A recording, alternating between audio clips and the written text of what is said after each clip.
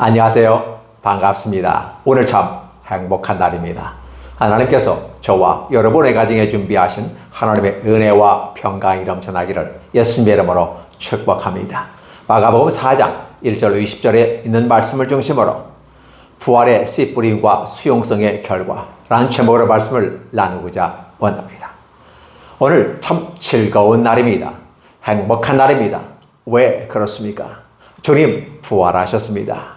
우리는 이렇게 노래를 해봅니다. 기쁘다 구주 오셨네. 언제죠? 12월 25일입니다.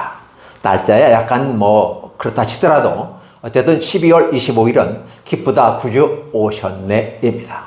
그러면 오늘 부활절은 어떤 노래를 합니까? 기쁘다 구주 다시 사셨네 라는 겁니다.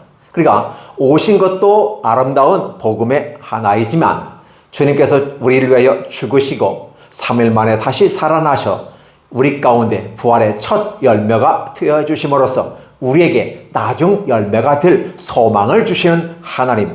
따라서 그걸 바라보는 저와 여러분들은 기쁘다 구주 부활하셨네 라고 외쳐야만 하는 것입니다. 여러분에게서 부활절은 어떤 의미가 있습니까? 주님이 부활하셨다는 이 내용을 많은 사람들이 믿지를 않습니다. 어떻게 죽었던 자가 다시 살아나느냐? 나사로가 죽었다가 살아났다는 사실을 아십니까? 이런 내용들이 미리 이야기가 되어지면서 죽은 자가 살아날 수도 있구나. 근데 죽은 자가 살아난다고 하는 이 놀라운 축복은 하나님의 나라가 임하였음을 상징하는 겁니다. 그러니까 나사로가 주님을 따라다녔습니다. 주님을 사랑했습니다. 그가 죽었습니다. 그러나 그가 살아났습니다. 이유가 뭘까요? 사랑하는 동생입니까? 친구입니까? 그래서 살아난 겁니까? 그렇게 해석할 수도 있습니다. 사랑은 허다한 죄를 덮고 살려낼 수도 있습니다. 그러나 주님의 사역 가운데서 주님께서 이 땅에 오시고 사역의 공생애가 시작되면서 하나님의 나라가 우리에게 임하였음을 선포하는 것이었습니다. 그래서 그 가운데서 죽은 자가 살아났다는 사실입니다. 이것을 생각한다면 주께서 3일 만에 다시 살아나야 되리라 라고 하면서 순환을 고지했습니다. 그 순환 고지한 것 때문에 그걸 불안해서 받아들일 수 없는 가롯 유다는 예수님을 팔아버렸고 주께서 죽으시는 그 와중에 그만 회개하지 아니하고 자살로서 끝냈습니다. 그래서 주님은 그를 가르쳐서 안타깝게 생각하시면서 이렇게 말합니다. 저는 차라리 나지 아니하였으면 더 좋았을 텐데.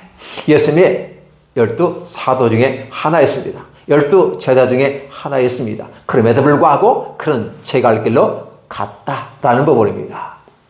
신경 쓰지 말라는 것입니다. 이미 지옥에 간 것이죠. 그러나 그 지옥에 간 것을 안타까워하는 예수님의 모습을 우리는 바라봅니다. 주께서 3번씩이나 내가 죽고 다시 살아나야 하리라 해서요.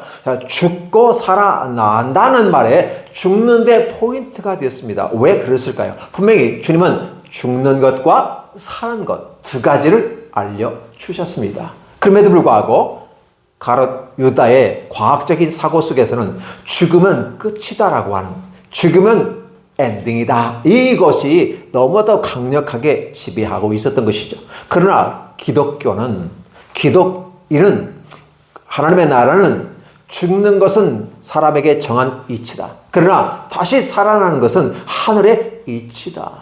하늘의 이치가 여러분에게 나타났다고 하는 것은 바로 계시됐다는 것이고 보여졌다는 것이고 그게 바로 하나님의 나라가 임하였다는 증거를 보여주는 겁니다. 따라서 주님께서 죽은 자 가운데서 3일 만에 다시 살아났다는 것은 과학적으로 이러한 증거들이 있다라고 수없이 증거되어졌고 입증해왔습니다. 문제는 뭡니까? 과학적인 증거가 없어서 믿지 않는 겁니까? 그걸 수용하지 않습니까? 중요한 것은 하나님의 나라가 우리에게 임하였다고 말씀을 가르치고 수많은 기적들을 통해서 펼쳐 저와 여러분에게 천국 밥상을 열어 놓았습니다. 그 밥상에 누가 초대되느냐? 누가 그 천국 밥상에 앉아서 마치 마리아가 예수님의 입에서 나오는 말씀을 꿀송이처럼 받아 먹는 그 모습을 여러분 기억하십니까? 마르다 같은 경우는 이렇게 말합니다. 주님, 주님의 제자들과 손님들이 많이 오는데 내가 음식을 준비하는데 혼자 너무 버겁습니다. 저 동생 마리아를 좀 보내서 함께 음식을 만드는 건 어떨까요? 좀 그렇게 해주시면 안 될까요? 주님은 말씀합니다.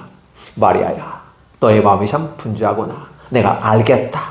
손님을 대접하고자 한 너의 마음은 알겠지만, 그러나 하나님의 나라가 전파되며 그 입에서 나오는 하나님의 말씀들을 이미 성부 하나님께서 아들 예수님을 통해서 하나님의 나라를 알려주신다. 너희는 저의 말을 들을지어다 라고 말하고 있는 신명기의 그 내용들을 바라보면 바로 마리아는 천국에 빠져 있다.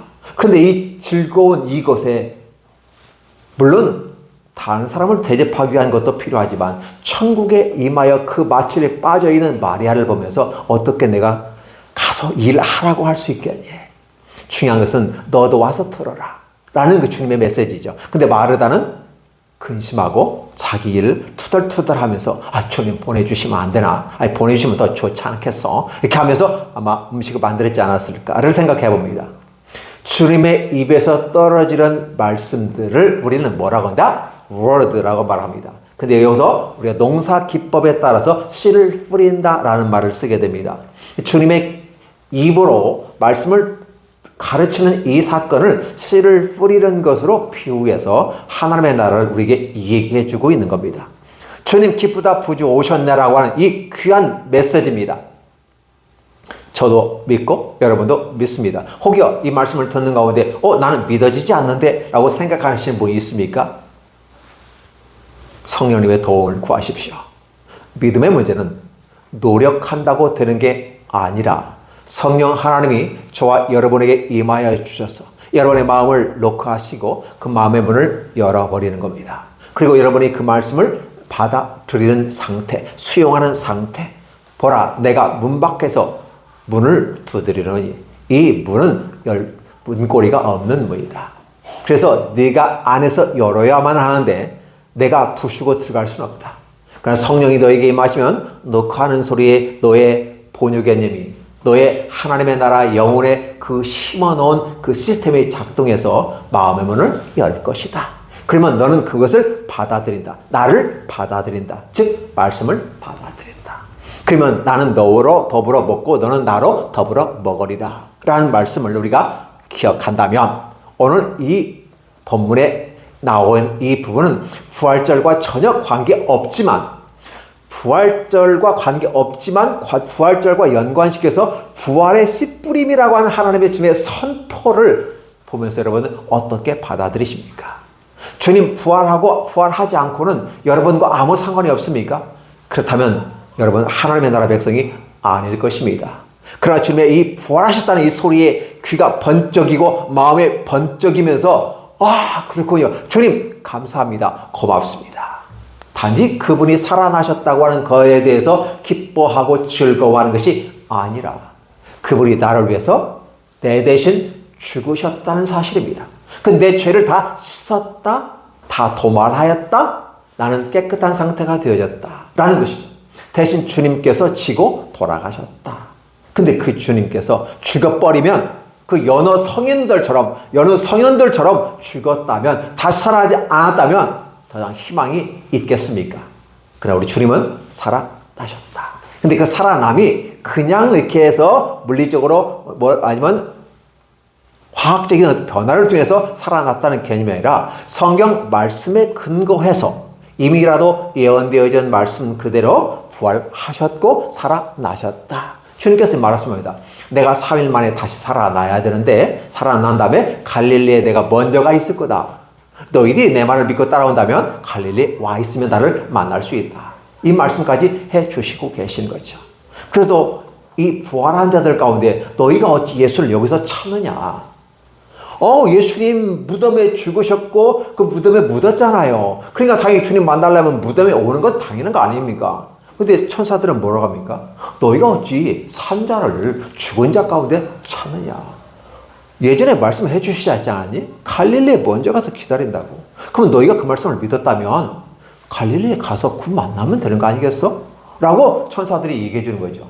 그럼에도 불구하고 분명히 예수님의 시신이 있을 줄 알고 기름을 준비하고 향유를 갖고 왔었는데 주님은 없으시고 빈 무덤만 남았더라. 그리고 천사들이 나타났고 예수님의 옷 놓인 흔적들이 있었다라는 문이 열렸다. 주님 부활하셨죠? 굳이 이것을 과학적 논법을 가지고 설명하고 안 하고가 문제가 아니라 중요한 것은 예수께서 부활하셨습니다. 기쁘다. 주님 부활하셨습니다. 이 메시지를 누군가가 저와 여러분이 그리고 여러분의 가족들이 여러분의 자녀들이 주변의 사람들이 전하면 아멘 할렐루야 그분 부활하셨습니다.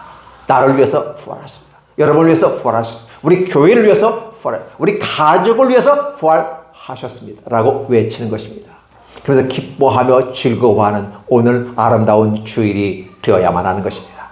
자, 그렇다면 오늘 말씀의 포커스는 뭘까요?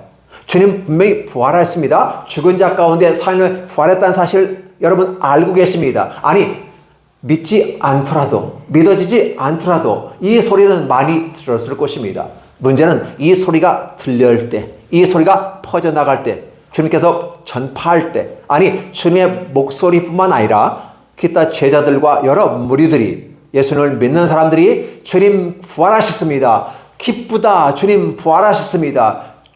부활. 이런 말을 하게 될 때 여러분의 마음속에 그 말씀이 믿어지십니까? 라고 하는 부분이에요. 많은 사람들은 신비로운 영역, 종교적인 영역, 그렇게 해서 우리가 알 수 없는 영역이기 때문에 그럴 수도 있겠거니라고 말하지만 그럴 수 있겠거니가 아니라 분명하고 확실하고 완벽한 것입니다. 그게 바로 우리에게 성령이 임하셨다는 겁니다. 이것은 논리적 논법이 아닙니다. 이미라도 하나님께서 저와 여러분의 마음속에 본유 개념을 심어 넣으셨습니다. 육체 가운데 태어날 때 우리의 마음에 우리의 생각에 본유관념을 집어넣습니다. 철학에서는 본유관념이라고 말하지만 신학에서는 뭐라고 할까요? 감추어진 씨앗을 감추어진 어떤 그릇을 그걸 우리는 뭐라고 할까요? 주님의 언약궤를 우리한테 숨겨넣었다라는 거죠. 그 언약궤가 깨어지면서 뭐가 나와요? 사랑이 나오죠. 그 언약궤를 우리는 믿음으로 표현합니다. 주님께서 우리에게 준 이 믿음을 그대로 수용했을 때 여러분은 믿어지는 겁니다. 그러니까 다른 종교는 내가 억지로도 믿고 내가 그 종교인이 될 수 있습니다. 그러나 기독교인은 종교를 넘어서 신앙의 단계로 들어가기 때문에 단지 종교인을 넘어서서 신앙인으로서 가며 하나님을 향해 가기 때문에 달라지는 겁니다. 죽은 자가 살아났다는 이 사실에 우리는 기뻐하며 즐거워하며 주께서 살아나셨다는 이 첫 열매로서 선언은 나중에 나도 부활할 수 있구나. 나도 저렇게 주님같이 똑같이 될 수 있구나. 이 확신이 확 하고 들어옵니다. 그걸 우리는 수용성이라고 말하면서 교회에서는 그걸 믿음이 우리에게 들어왔다라고 표현하는 것입니다. 어떠세요? 주님께서 과연 여러분의 마음속에 문을 열어주셨습니까? 우리 성령 하나님이 돕는 자로서 도와주셨어요. 여러분의 마음을 열어주셨습니다. 우리 주님께서 선포하는 내용들을 성령께서 함께 사역을 하십니다. 그런데 말입니다. 이러한 일들에 대해서 미쳤다고 말하고 있는 예수의 어머니와 형제들이 있었습니다. 루이들이 있었습니다. 그러니까 그들을 가르쳐서 뭐라고 합니까? 다른 것은 다 용서돼도 성령을 회방하는 것은 용서받을 수 없다라고 말합니다. 하나님의 나라를 선포하는 이 자리에 육신의 가족의 개념으로 혈통의 개념으로 이 땅에 휴먼 스탠다드 기준을 가지고 종교적인 잣대를 가지고 들어와서는 안 됩니다. 물론 들어오는 건 그렇게 들어올 수도 있습니다. 그러나 더 중요한 것은 여러분이 믿음에 확실하게 들어오는데 여러분이 믿어주는 겁니다. 가르치지 않습니다. 단지 우리는 듣습니다. 그래서 믿음은 들음에서 난다고 하는 거예요. 무엇을 들었기에 그랬다는 말인가? 바로 주님이 가르치신 복음을 들었습니다. 그 복음은 마가가 이야기한 대로 하나님의 아들 예수 그리스도의 복음의 시작이라고 선포한 이 말씀입니다. 즉 천국이 저와 여러분에 확 들어오게 됩니다. 하나님의 나라가 우리가 들어왔다고 하는 것이 어떤 외관적인 것이 아니라고 말씀드렸습니다. 외관적인 이러한 부분들은 앞으로 오실 메시아의 나라이고 지금은 그 2라운드입니다. 그죠? 어떤 첫 번째 과거의 구약의 모습은 1라운드, 그 신약의 모습은 2라운드라고 한다면 3라운드에 가서는 보여지는 나라가 될 겁니다.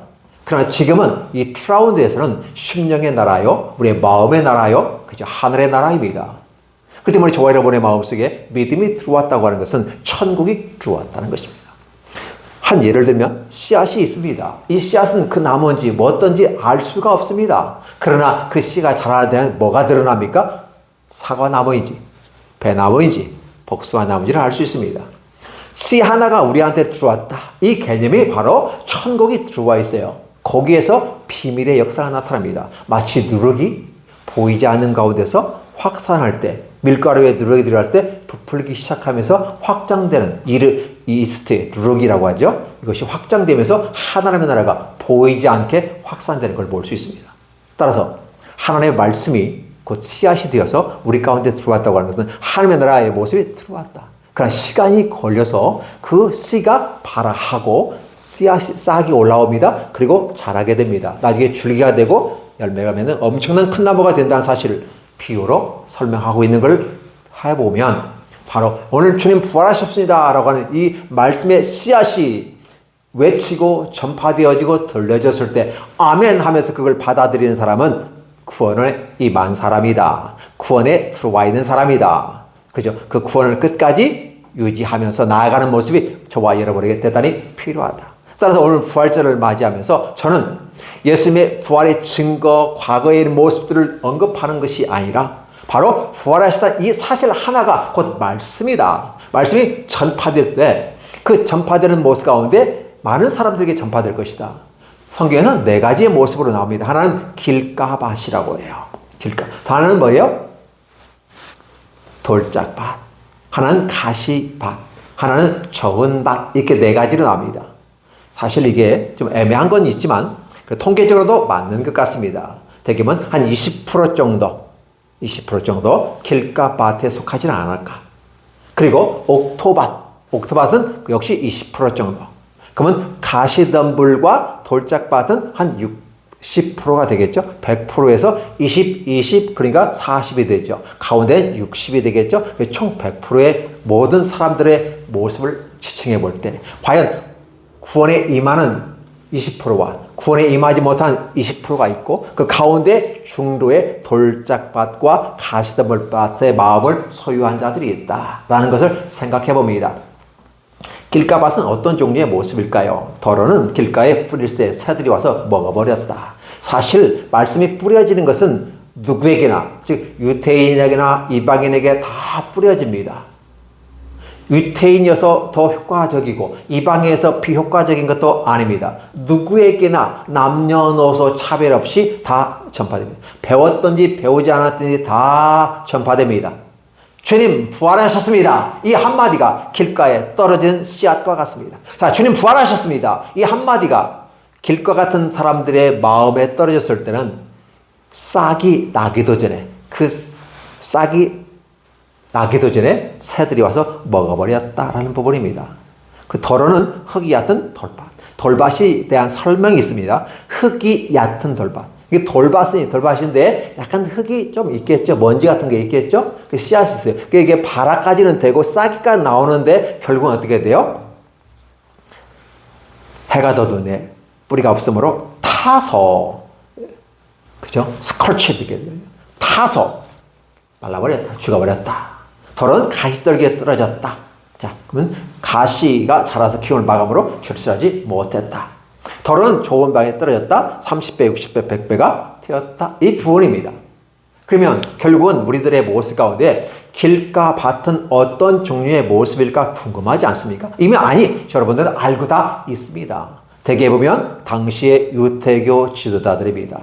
즉 하나님의 말씀에 대해서 관심을 가지면서도 하나님의 말씀에 관심이 없어요. 무슨 말일까요? 하나님 말씀에 관심 있는 자들이 율법사요, 서기관들이요, 교사 아닙니까? 바리새인들 아닙니까? 그런데 문제는 하나님의 말씀에 관심이 없다라는 거예요. 아마 그들은 구약의 여호와 하나님을 많이 믿고 따르는 듯 싶습니다.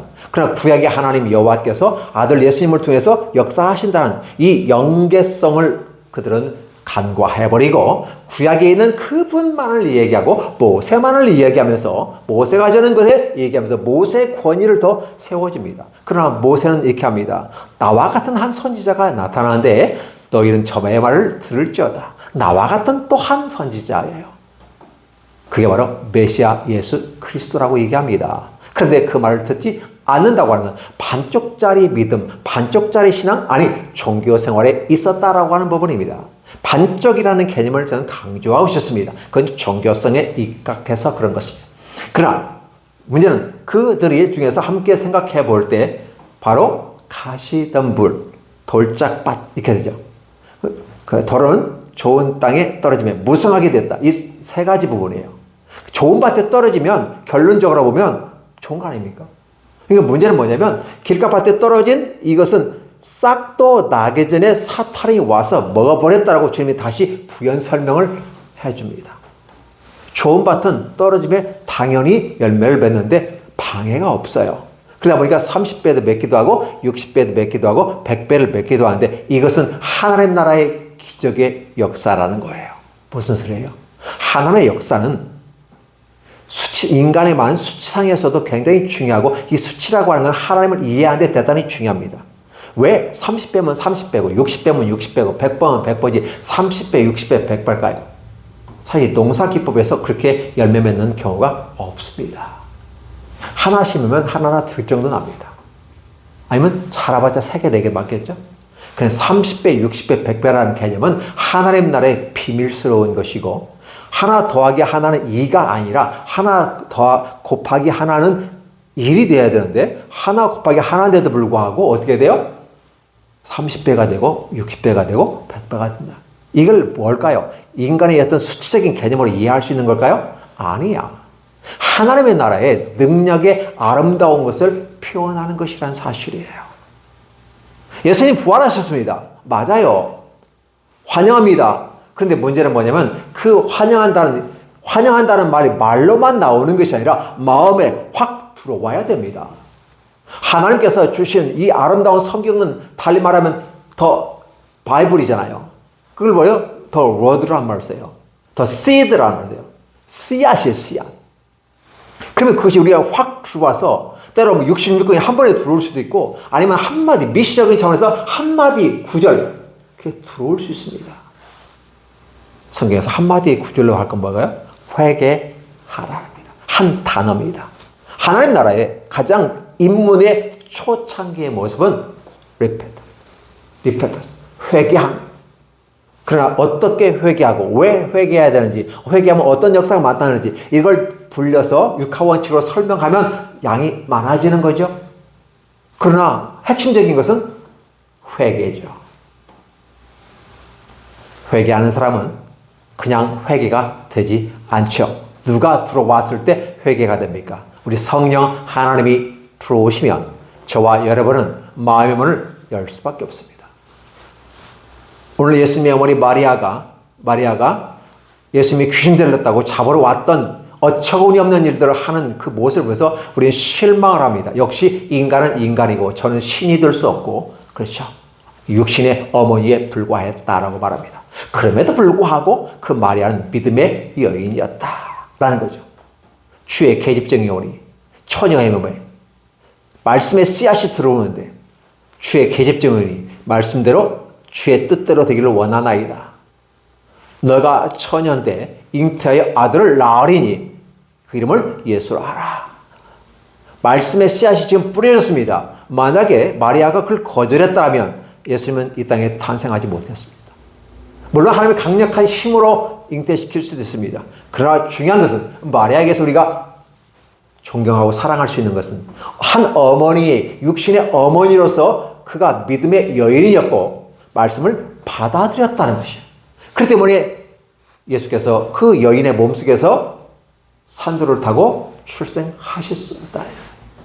그래서 우리는 육신의 어머니인 마리아, 한 여인으로서 우리가 좋아합니다.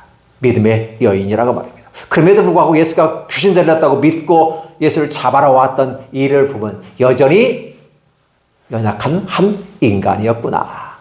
저가 신이 될 수는 없구나. 라는 생각을 해보는 것이죠.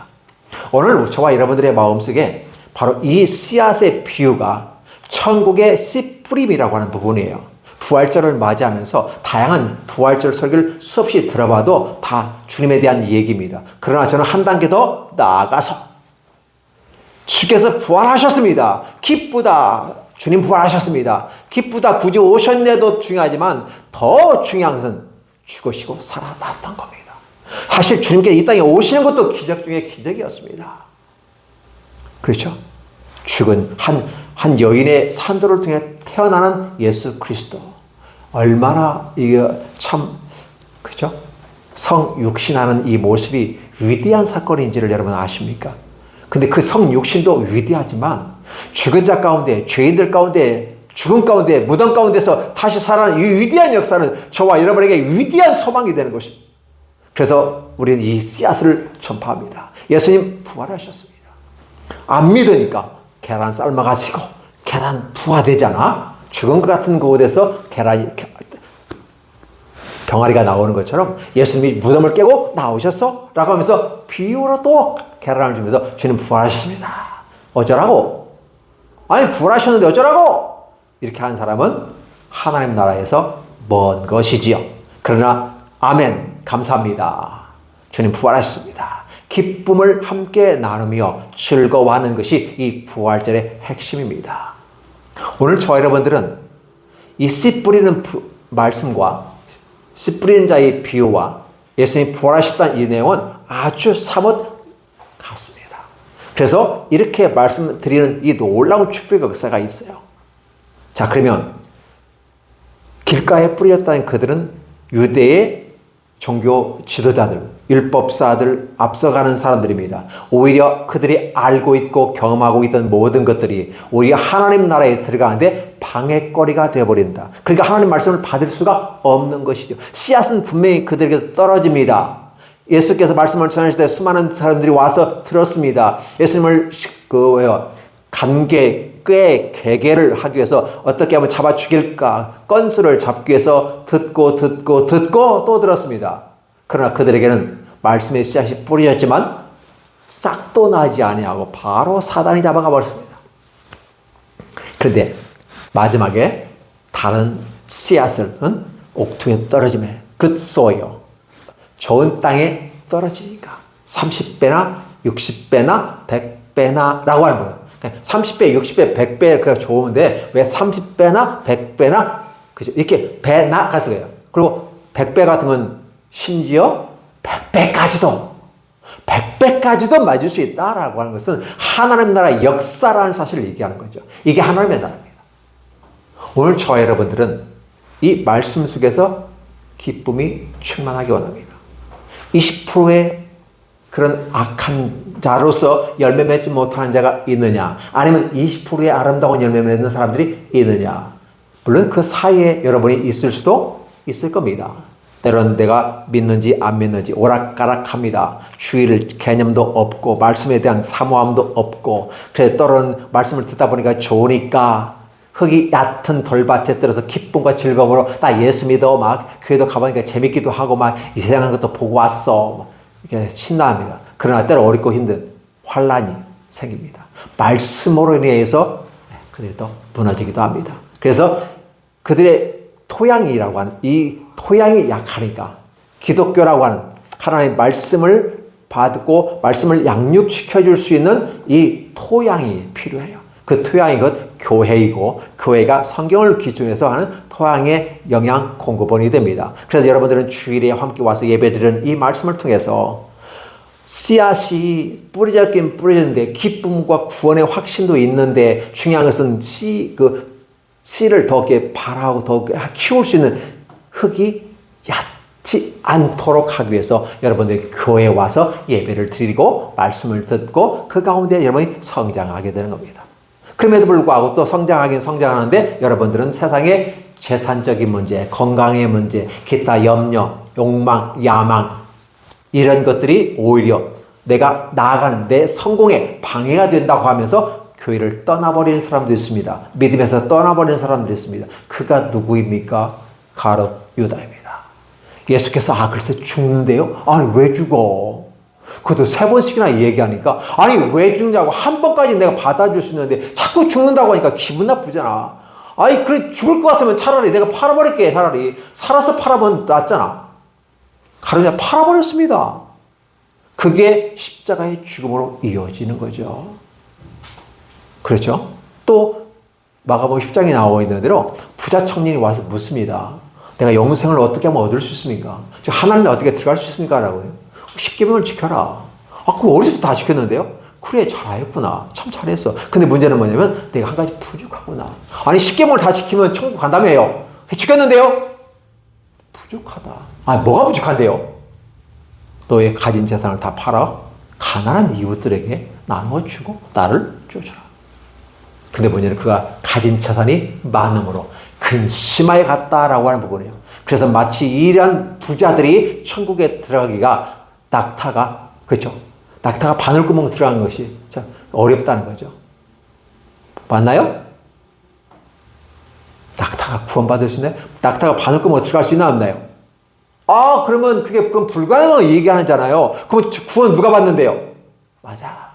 구원은 받을 수가 없어. 그러나 사람으로는 받을 수 없어. 하나님으로는 하시느니라. 하나님으로서는 가능하니라. 아멘. 이렇게 나가는 것입니다. 주님께서 말씀하시고 가르쳐 주신 내용이에요. 오늘 이 말씀을 여러분 생각하신다면 어떨까 생각해 봅니다. 중요한 것은 야단 법석의 부활이 아니라 그것은 이미 사전에 부활하셨습니다. 오늘 새벽에 부활하셨습니다. 근데 문제는 지금 이 순간 주님은 부활하셨어요. 자기의 길로 그 길 걸어가셨어요. 문제는 그 부활 사건을 통해서 나에게 어떻게 수용성, 받아들이는 이 믿음의 문제예요. 그래서 이 구원은 나에게 속한 게 아니고 하나님께 속하 있구나. 하나님께서 주신 우리들의 마음의 문을 열으시고 그 세계가 우리에 훅 들어오는데 마치 씨앗이 들어온 것 같다. 그럼 이 씨앗을 발화하는데 우리 마음에서 어떠한 밭으로 옥토와 같은 모습으로 그 말씀을 받고 그 말씀을 키우고 말씀을 사모하고 말씀을 묵상하고 그렇죠? 말씀을 기록하고 말씀을 전하면서 우리의 믿음을 키워가는 것. 그래서 하나님 나라 외형적인 모습인데 겨자씨 하나가 땅에 떨어지니까 엄청나게 자라고 가지가 벌면서 새들이 깃들며 사람들이 그의 쉼을 얻더라. 이게 하나님의 나라의 아름다운 모습을 보여주는 겁니다. 여러분이 제 이 말씀을 들으면서 여러분의 마음속에 하나님의 나라가 쫙 그려지십니까? 은혜입니다. 여러분은 구원받았고 하나님이 여러분 위에 충만히 역사하실 것입니다.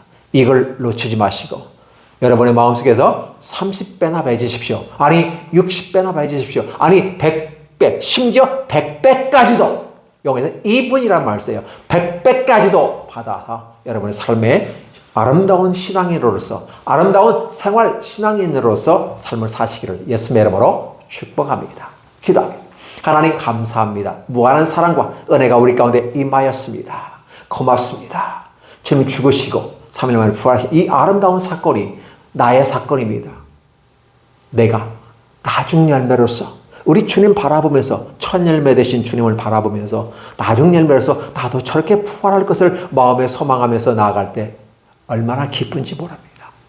약하고 부족한 존재를 그렇게 주님 같은 위치, 친아들과 같은 위치, 양아들의 위치에 이렇게 함으로 법적인 부분 속에서 하나님 나라의 아들로서 딸로서 세워주셔서 감사합니다. 이 기쁨을 오늘 나와 내 가족과 우리의 교회와 우리 공동체와 나의 친구들에게 또 내 주변 모든 사람들에게 나의 손길이 필요한 소외된 자들에게 하나님의 말씀이 전파되기를 소원하오니 주여 축복해 주시고 우리의 삶이 끝나는 순간까지 이 나라 아름다운 천국 건설 사업에 우리가 쓰여지고 아니 제가 쓰여지기를 소원하오니 축복하여 주옵소서. 이 말씀을 듣는 모든 분들에게 하나님의 귀한 은혜와 성령의 충만함으로 말미암아 평강이 넘치며 믿음의 아름다운 세계가 그 세계에서 건설되도록 축복하여 주시옵소서.